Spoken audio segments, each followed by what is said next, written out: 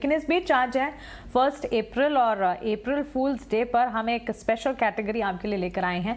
ऐसे segment of shares जिन्होंने अप्रैल फूल कह सकते एक तरीके से हमें बनाया, और ऐसे सेगमेंट, ऐसी कैटेगरी ऑफ शेयर्स जो कि कूल सेगमेंट के रहे, जहां पर रिटर्न्स अच्छे आते हुए दिखें। चलिए इस स्पेशल थीम को लेकर सौमित और शरद हमारे साथ जुड़ गए हैं। कीजिए शुरुआत। जी बिल्कुल, तो सबसे पहले जो है फूल शेयर्स पे फोकस करते हैं, जो इन्वेस्टर्स के जो रिटर्न्स जो है कम आए हैं।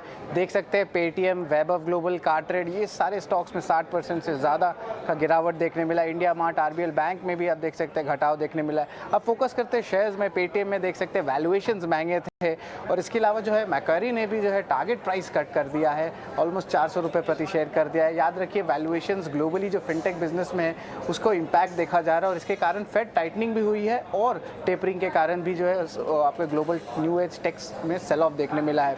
हाँ, चाइना के भी क्रैकडाउन हुई है फिनटेक की मार्केट, और आखिर में आरबीआई ने भी डिबार कर दिया है उनकी पेमेंट्स बैंकों की नए ग्राहक को नहीं इन्वॉल्व कर पाई। ये तो थी पेटीएम की कहानी। दूसरी कहानी है वैभव ग्लोबल की। यहाँ पे 50% से ज़्यादा जो है स्टॉक गिर गया है स्टॉक स्प्लिट के बाद। एबिट में भी जो है 10% का जो है टेंशन दिखा एक साल में, और आप देख सकते हैं कोई कम्पिटिटिव एडवांटेज नहीं है ये कंपनी में अगले 12 से लेकर 24 महीने तक। और याद रखिए जो डिजिटल में और मार्केटिंग एक्सपेंसेस हो रही है उसके कारण मार्जिन्स में दबाव देखने मिल रहा है, और रेवेन्यू आउटिंग और जो हाई बेस देखा गया उसके कारण रेवेन्यू अभी भी शॉर्ट टर्म में जो है दबाव में देखने मिलेंगे। कार्टरेड एक और है आपके न्यू एज टेक लिस्टिंग है, यहाँ पे भी स्लो डाउन जो है ऑफकोर्स ऑटो इंडस्ट्री में देखने मिल रही है। इनपुट प्राइस हाइक हुई है, और इसके अलावा पेट्रोल और डीजल के प्राइसेस में भी बढ़ोतरी हुई है। और जो कोविड-19 की जो बिजनेस है उसमें जो है आपके कैश फ्लोज में इम्पैक्ट हुई है, तो उसके कारण जो है लॉस मेकिंग नंबर्स दिखने मिल रहे हैं पिछले 2 क्वार्टर से। तो कार्टरेड भी एक्चुअली आप कह सकते हैं फोकस पे रहेगा, और यहाँ पे कंपटीशन भी ज़्यादा है।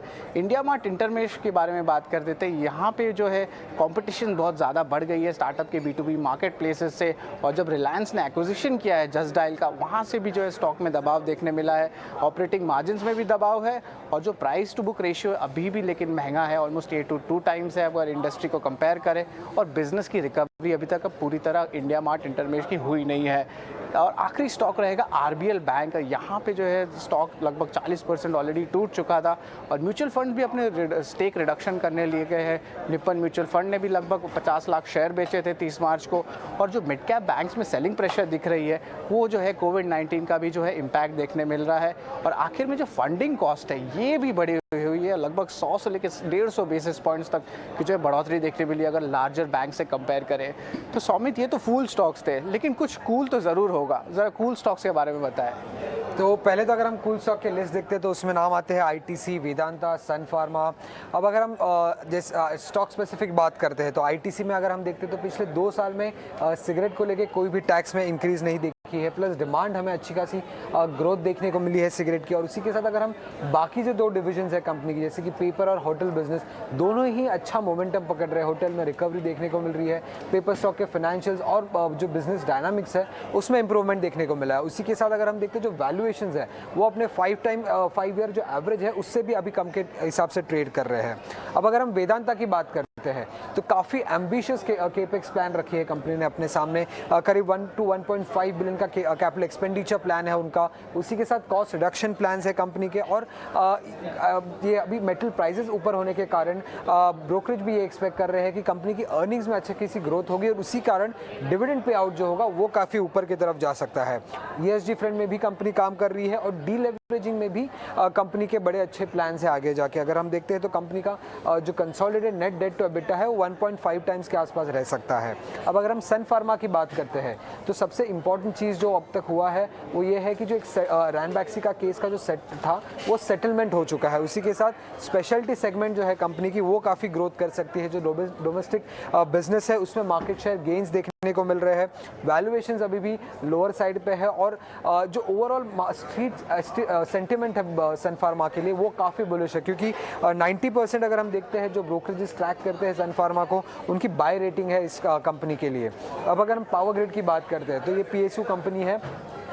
हमेशा अच्छी डिविडेंड पे करते आई है और आगे जाके भी एक स्ट्रॉन्ग डिविडेंड प्ले रह सकती है। उसी के साथ गवर्नमेंट ग्रीन कॉरिडोर सेटअप कर रहा है तो डिस्ट्रीब्यूशन सिस्टम बढ़ेगा। उसके साथ कंपनी कमोडिटी जो कॉस्ट इन्फ्लेशन हमें दिख रहा है उसके लिए थोड़ा बहुत इंसुलेटेड रहता है और क्योंकि इमीडिएटली पास थ्रू कर सकते हैं ये अपने कॉस्ट। जेफरीज ने हाल ही में एक रिपोर्ट निकाली थी बाय रेटिंग के साथ और टारगेट प्राइस भी अगर हम देखेंगे तो काफ़ी ऊपर की तरफ थी। 250 रुपीज़ का टारगेट प्राइस था पावर ग्रिड के लिए।